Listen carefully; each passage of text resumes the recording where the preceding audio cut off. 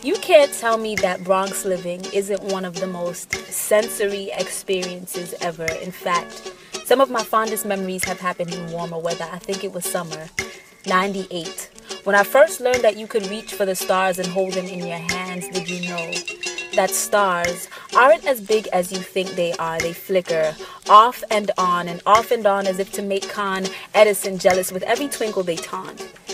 You've got all that power, but you still can't control this light. Have you ever watched a star take flight, felt it traverse along your palms as it prepared to take its proper place in the night sky? I have held stars, and I have felt them traverse along my palms in my burrow. I have stood at the edge of winter and have watched glorious battles between winter's ice and spring's air. The outcome is always the same.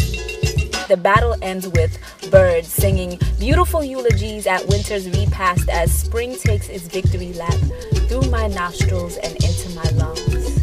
Through my nostrils and into my lungs. You can't tell me that Bronx living isn't one of the most sensory experiences ever. I have seen glorious wars here. I have held stars, and I have felt them traverse along my palm in my burrow.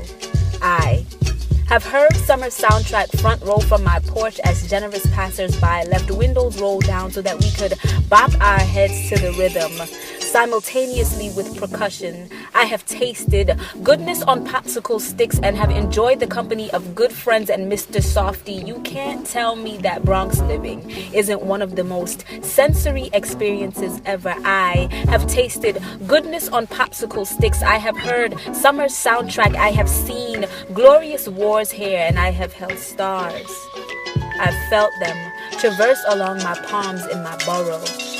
I have performed my poetry in snow-covered fields as the smell of firewood lingered nearby. You cannot tell me that Bronx living isn't one of the most sensory experiences ever. And because of these experiences, I cannot sit back and watch as someone who has never smelled her firewood, tasted goodness on popsicle sticks, heard summer soundtracks, seen glorious wars, and held stars. And I felt them traverse along their palms, take her and turn her into something she was never intended to be. I will invest in her. I will take care of my burrow.